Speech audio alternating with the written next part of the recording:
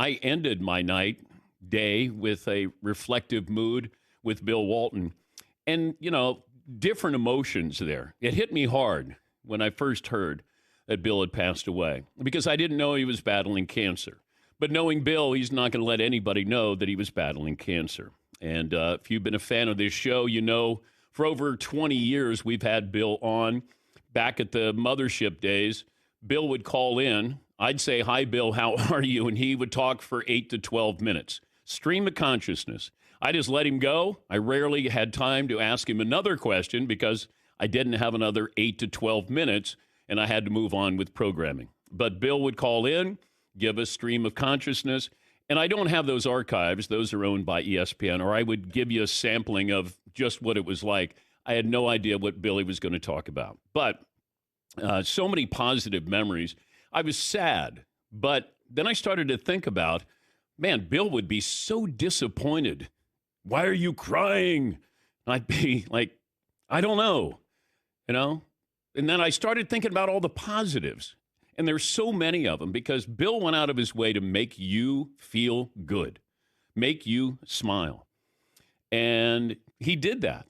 And I had so many interactions with him. And I don't even know where to begin with my relationship with him. My intramural team in college was named the Walton Gang after Bill. I love the way he played basketball. I love the purity, the simplicity. He understood the game. He understood that. He was great in high school, great in college, and, of course, great in the NBA when he was healthy. But when you thought of college basketball, Bill Walton was the name, the face. And Kareem and Bill are the two greatest centers of all time in college. Now, you can put in Bill Russell, obviously a winner as well at San Francisco. But Bill and Kareem are the two greatest centers that I ever saw.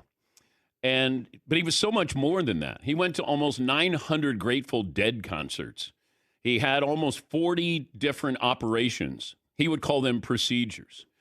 And, he thought about committing suicide. He had had so many back surgeries. He was in so much pain. And, Jim Gray was going to find the best spinal surgery doctor in the world, and he did, and helped prolong Bill's life. And Bill was in extreme pain, and he even came on the show and thought about suicide.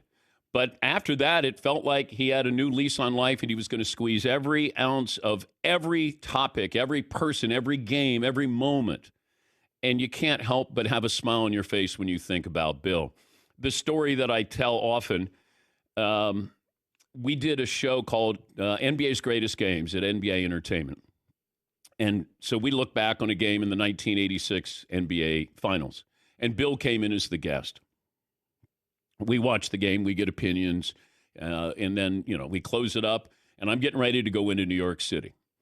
And he goes, "Can I get a lift?" And I go, "Bill, I'm driving a Volkswagen Jetta." And he didn't care. He got in the car, and he could have rested his chin on his knees. That's how little space he had. But he didn't care. He goes, "You got tunes?" And I go, "Yeah." I said, "I got Dylan, Greatest Hits, Volume 1. He goes, "Dylan, Mozart, and Beethoven, geniuses." So we're driving into New York. We go through the Lincoln Tunnel. And Bill goes, "Can you put on Blowing in the Wind?" I said, "Yes." So put on Blowing in the Wind. So we're going through the Lincoln Tunnel. Bill is crammed in there, and the windows are down, and he is singing, "The answer, my friend, is blowing in the wind, blowing in the wind." And then he turns to me, he goes, "That's a metaphor." And I go, and he could not have been happier. And here he is squeezed in there. He always wanted to be listed at 6'11" because he was told that 7-footers are freaks. So Billy, he was probably 7'2". But he sent me a bunch of gear when we moved into the man cave, sent me his autographed jersey and autographed basketball. I was there for his first pro game when he faced Kareem at the University of Dayton, his rookie year. Waited for him. He came out of the locker room, and I walked across the parking lot with him. He had a red plaid shirt, and he had jeans, and he had a bandana. He had long hair, and he had a bag. And I remember saying, "What's in the bag?" And he goes, nuts and berries. He was vegan before vegan. And I just remember walking and watching him, and I don't know why. And then he was fortunate to have Jack Ramsey as his head coach, that 77 Blazer team, Blazer Mania. It's one of the finest performances of a selfless team I've ever seen in my life. And Bill did not care about scoring. He did not care. He would rather have a block shot or a great pass than, a dunk. He was selfless. That whole team was, and some of the best basketball, unless you're a Philadelphia 76er fan, that I've ever seen as far as team goes. But I can't help but think of great things when I think of Bill. And, in a lot of ways, he's similar to John Madden, that people forget that John Madden was a Hall of Fame coach with the Raiders. They know him from the Madden video game. Bill's one of the great centers college basketball history, had a lot of injuries, won 2 titles in the NBA, but they know him as a broadcaster. And then 1986, he's sixth man, for the Celtics coming off the bench, winning a title, playing with Larry Bird. Bill was Larry's idol. Let that sink in. But Bill was as good a passer as, he saw the game. He didn't have a great shot, but he was so active, so springy, and great offensively and defensively. But understanding the concepts of the game, there were very few who saw it better than he did. He just couldn't play.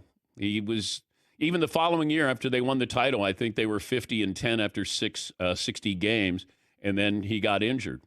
And his career was really marked by those injuries, foot injuries, back injuries as well. He was a character. And I remember talking to John Wooden about him. And, Coach would have a smile, that smile that's like, boy, he put me through the ringer. And he would say, oh, Bill. And, but they all had such reverence for Coach Wooden. So Bill passing away at the age of 71. And if you came in contact with him, you were a better person because he was going to make sure you had a smile on your face. So Billy passing away at the age of 71. Thanks to those who did reach out because it did hurt. It stung me hard. And then I kept thinking, God, he'd be so disappointed if he knew I was sad.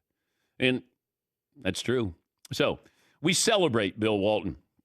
I'm going to bring back an interview. I think this might have been the last interview that Bill did with us. I'll play that a little bit later on, just so you get a sense of when he came on and stream of consciousness. Because there would be times I would want to ask him things, but he had other things that he wanted to talk about. It could be understanding and explaining the confluence of 3 rivers to was Gunga Din a great athlete? Like, you're just going, wait, what? Where are we going with this? But he didn't grow up in a sports household because his mom was a librarian, his dad a social worker. His brother Bruce played for the Dallas Cowboys offensive lineman, but I don't think sports was education was what was stressed. Bill had a stutter till he was close to 28 years of age. And I joked with him one time. I said, you had a hard time talking. Now you have a hard time shutting up. And he goes, isn't it wonderful? So had that great voice, booming voice. And he loved the game. He always talked. I remember saying to him, God, you had that series against Kareem and you went down the lane and dunked on him. He goes, oh, my idol. Like it almost hurt him that he was dunking on his idol, Kareem, in a playoff game. But for those of you in Portland, you're very, very fortunate. You got to watch some of the greatest basketball ever played, in my opinion, in Blazer Mania when you beat Dr. J. They lost the first 2 and then they won the next 4. Yeah, I was trying to sum up how I could put this into words and not get emotional, and hopefully I've encapsulated. But imagine we all want to have an impact. We all want to leave people thinking that person was this. Billy did that. Bill left an impression that puts a smile on your face, and that's a damn good legacy.